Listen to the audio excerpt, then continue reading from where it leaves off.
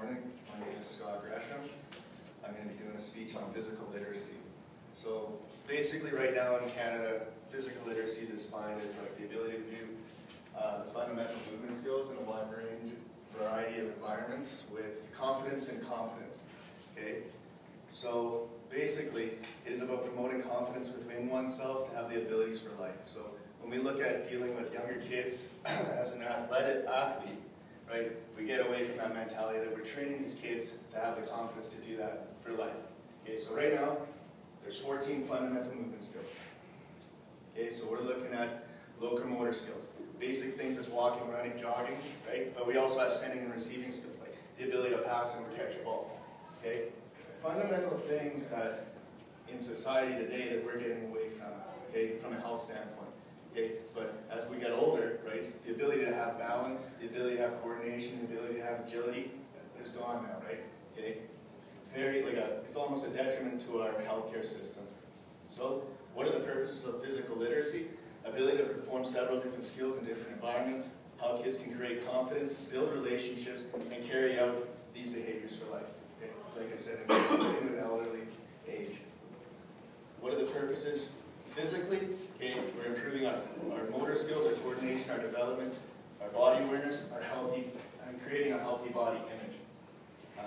Psychological benefits, greater enjoyment of life, improved self-concept and self-esteem, enhanced academics and creativity. Okay, and you see, I'm sure we've seen it in several of the education classes that we've taken, studies done, and videos I've done on physical activity within a classroom setting. Social and cultural benefits, values on effort and discipline, things that we're getting away with from just the values that we had before at earlier times on physical activity. Improve social skills and cooperation. Social skills, like we look at social skills now. We look at kids communicating, like we're looking at in a dyadic form of communication now. We look at kids that are basically primarily doing it through text messaging, right? They don't have that ability to actually have a conversation with somebody. Social atmosphere that promotes empathy.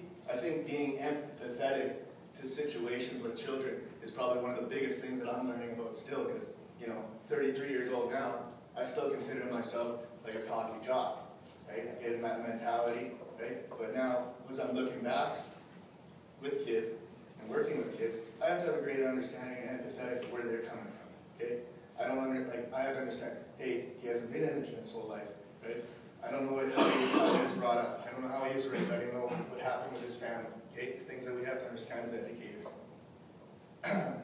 So right now, in Canada, we have a couple different programs, like there's CS4L for Life, which is Canadian Sport for Life, which overtook our LTAD, our Long-Term Athletic Development Program. Okay, our LTAD, Long-Term Athletic Development Program, is basically like a pyramid of specialization. So at the end of this thing, these kids are supposed to be like specialized pros, and they want to go on doing this for life, but it's not really relevant. So now with the Canadian Sport for Life, we're looking at something that's more to the means of the average Canadian.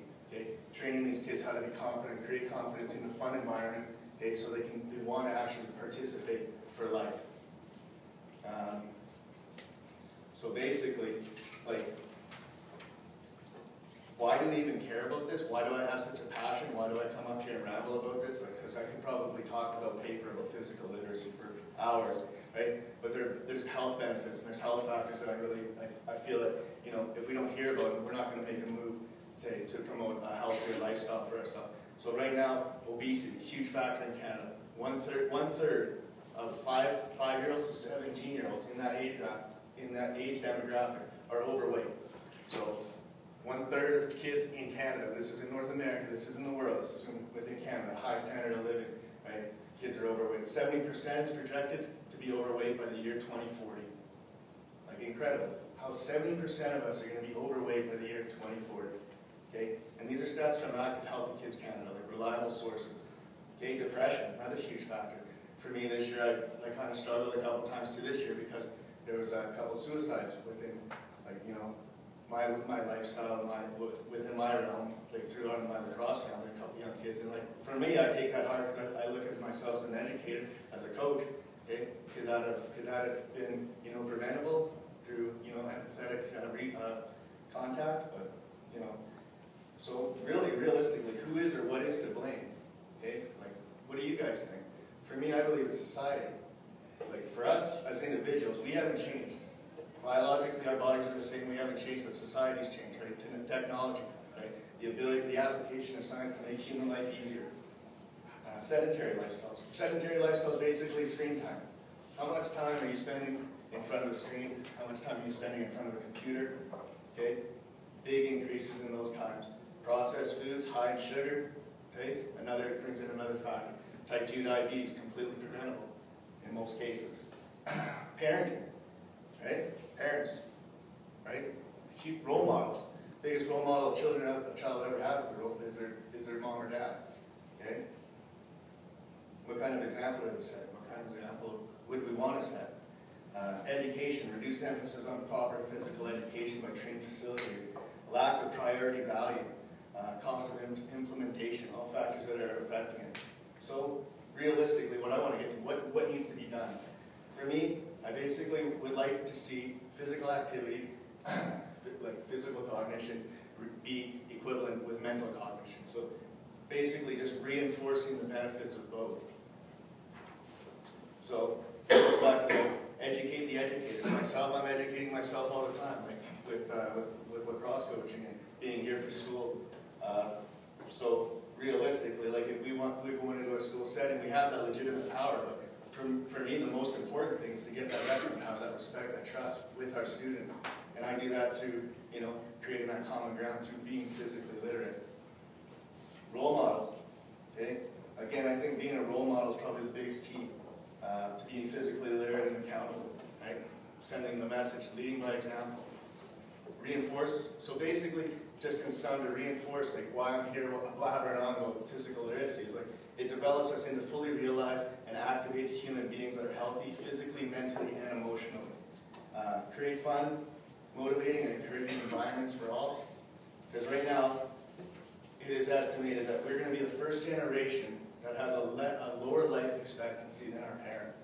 So that's meaning that my parents will probably outlive my life expectancy, which is just shocking and staggering to me. Physical literacy is important because it gives an insight on the proper development of athletes. Physical literacy is necessary for coaches, parents, persons with disabilities, health practitioners, educators, and recreation professionals. This education is necessary to promote a physically active and healthy lifestyle. So, in sum, I would just hope that, we all become fit for life, healthy for life, happy for life. So, I encourage you all to please become